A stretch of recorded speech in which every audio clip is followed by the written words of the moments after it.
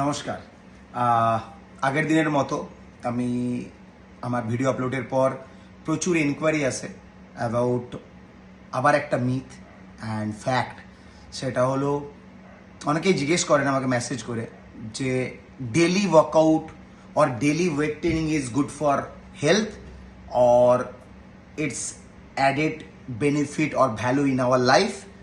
So in my point of view, this is totally wrong, because fitness or fit money not only about all about weight trainings. আপনার যদি trainer বা আপনার জিমের ওনার আপনাকে insist করে regular weight training করার জন্য বা ওয়েট ট্রেনিংই শুধু গুড ফর হেলথ, সো আপনি বুঝে যাবেন যে আপনার ট্রেনার বা যে ওনার আছে সে মূর্খ।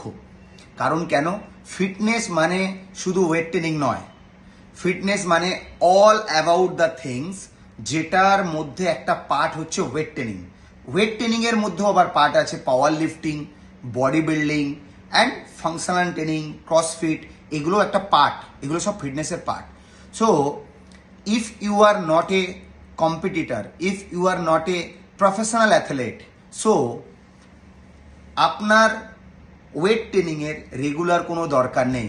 কারণ আমাদের বডি দুটো ক্যাটাগরি আর দুটো ফর্মুলাতে কাজ করে। This is call catabolism and one thing is anabolism. So আপনি যখন ওয়ার্কআউট করছেন, ওয়ার্কআউট করার সময় আপনার বডি ক্যাটাবলিজম হয়। মানে ক্যাটাবলিজম মানে any kind of destruction, any kind of destroy for your muscles and your energy, your calorie, it's call catabolism. আর আপনি যখন রেস্ট নেন, আপনি যখন প্রপার নিউট্রিশন দেন, দেওয়ার পর আপনার বডি রিকভার করে, করার পর আপনি যখন ফিট লুক লাগেন বা আপনার মাসেলটা প্রপার ওয়েতে দেখতে ভালো লাগে, সেই মাসেল বেলির যে ডেভেলপমেন্ট, এই যে প্রসেস, এই প্রসেসটাকে বলা হয় অ্যানাবলিজম। অ্যান্ড যেই হরমোনস, যেই গ্ল্যান্ডস এর মধ্যে ইনভলভ থাকে, দ্যাটস ওয়াই সেই হরমোনগুলোকে বলা হয় anabolics hormones. This the part, different part, but আমি আমার টপিকে থাকছি যে কতদিন ওয়ার্কআউট করা উচিত অ্যান্ড কিভাবে ওয়েট ট্রেনিং করা উচিত। সেটার কারণ হলো আপনি রেগুলার ওয়েট ট্রেনিং করলে আপনার ক্ষতি হবেই, আপনার জয়েন্টস খারাপ হবে, আপনার মাসেলের ডেফিনেশন খারাপ হবে, মাসেল বেলি নষ্ট হবে। তো রেগুলার যারা প্রফেশনাল অ্যাথলেট নয়, যারা প্রফেশনাল কম্পিটিশন খেলছে না, যারা অলরেডি এনহ্যান্সিং বা কোনো সাপ্লিমেন্টারি সাপোর্টে নেই, তাদের রেগুলার ওয়ার্কআউট করাটা ক্ষতিকারক, তাদের রেগুলার ওয়ার্কআউট করাটা ভালো নয়। কারণ আপনি যখন ওয়ার্কআউট করছেন, আপনার বডির এই পরিমাণ ক্যাটাবলিজম যদি হয়, আপনার বডিকে তার ডাবল রেস্ট দিতে হয় অ্যানাবলিজম হওয়ার জন্য, তখন আপনার বডিটা প্রপার ওয়েতে দেখতে সুন্দর লাগে। আর এই প্রোটিন সিনথেসিস যে প্রসেস, সেই প্রসেসে আপনার ওই রিকভারি রেটটা চেঞ্জ হতে থাকে as per your nutrition supply and your support system. So আপনি যদি নর্মাল জিম গোয়ার্স হন, রেগুলার জিম যান, তো রেগুলার জিম গিয়ে আপনার রেগুলার ওয়েট ট্রেনিং এর দরকার নেই। This is totally myth. এখানে আপনি যদি আপনাকে দেখবেন অনেক কোচ, অনেক ওনার বা ট্রেনার আপনাকে বলবে যে আপনি আজকে আর্মস করুন, কালকে চেস্ট করুন, কালকে লেগ করুন, দেন আবার repeat. This is the totally wrong concept.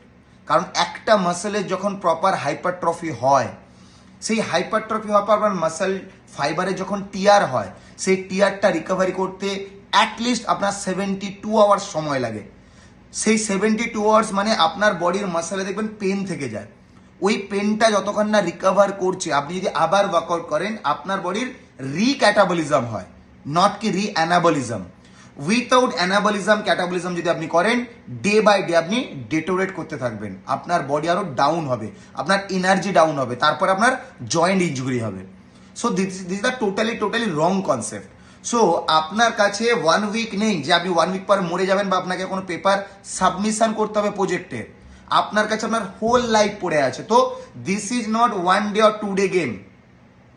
আপনাদের বা আমার যে রুটিনগুলো বানানো হয়, সেগুলো দেখবেন 7 days routine, 6 day routine, 5 day routine, এইভাবে বানানো হয়। 6 ডে পরে তো আর শেষ হয়ে যাচ্ছে না গেম। আপনার বডির ডেলি বিল্ড আপ হয়, ডেলি ব্রাশ আপ যত আপনি করবেন তত সাইন করবেন। সো এখানে আপনাকে ওয়ার্কআউটটা এরকমভাবে প্ল্যানিং করা উচিত। আজকে যদি আমি আর্মস করি, কালকের দিনটা আমি রেস্ট দিলাম বা আমি জিমে গিয়ে mobility and cardio functional training করলাম, দেন নেক্সট ডেটা আমি লেগ করলাম। তাহলে আমার আর্মসটা প্রপার 72 আওয়ার যখন রেস্ট পায়, আপনি জাস্ট ট্রাই করে দেখবেন যে একজন রেগুলার জিম করছে 3 থেকে 4 ইয়ার্স, 5 ইয়ার্স, 10 ইয়ার্স একই রকম থেকে যায়, মাসেলের কোনো গ্রোথ হয় না, মাসেলের কোনো ডেফিনেশনে চেঞ্জ হয় না, because of this uneducated coach and uneducated গাইডেন্সের জন্য।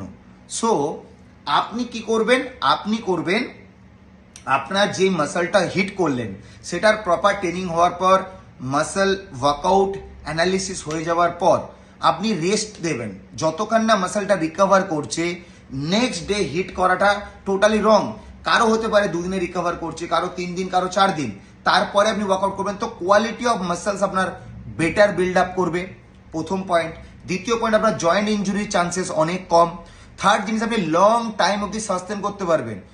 জিম অ্যাডিকশন বলা হয়, বাট জিম অ্যাডিকশন মানে গিয়ে আপনাকে ওয়েট ট্রেনিংই প্রত্যেকদিন করতে হবে, আর্মস, চেস্ট, লেগস, বাইসেপ, এটার কোনো দরকার নেই। This is the myth, this is totally myth. এখানে ফ্যাক্ট হলো একটাই, যে আপনার বডির যদি প্রপার ক্যাটাবলিজম হয় by your trainer or by your owner or আপনার দ্বারা ভালো ওয়ার্কআউট করে, আপনার নেক্সট দিন পেন থাকে, তার মানে আপনার বডির প্রপার ক্যাটাবলিজম হয়েছে। So you need rest, you need proper nutrition, so যে তাতে আপনার বডিটা রিকভার করে, আর রিকভার করার পর আপনি নেক্সট ডের জন্য প্রিপেয়ার হন আবার ওয়ার্কআউট করে, যাতে আপনার মাসল ফাইবার রিগ্রো করে, और मसले আপনার হাইপারট্রফি হবে অ্যান্ড অলসো হাইপারলেপসিয়াও হবে, যাতে আপনার মাসল সেল কাউন্ট বাড়বে। হাইপারট্রফি মানে আপনার বডির মাসলের মাইটোকন্ড্রিয়া, মাসল ফাইবার, মায়োফাইব্রিলটা টিয়ার হলো, ওটা আপনার ফুলার হবে অ্যান্ড থিকার হবে। হাইপারলেপসিয়া মানে হাইপারলেপসিয়া মানে আপনার মাসল সেল নিউক্লিয়াস বাড়বে, মানে মাসলের কোয়ান্টিটি বাড়বে। সো এটা মাথায় রেখে আপনি ওয়ার্কআউট করুন। আজকের জন্য এতটুকুই বললাম। বি অ্যাওয়ার, রেগুলার ওয়ার্কআউট করার দরকার নেই। আপনি রেগুলার ওয়ার্কআউট করুন, কিন্তু একই প্যাটার্ন, একই জিনিস করার দরকার নেই। আপনি ওয়েট ট্রেনিং রেগুলার করার দরকার নেই। আপনি আপনার বডিটাকে বুঝুন, আপনার ট্রেনারকে বুঝতে দিন অ্যান্ড প্রপার ওয়েতে এগিয়ে যান। Thank you.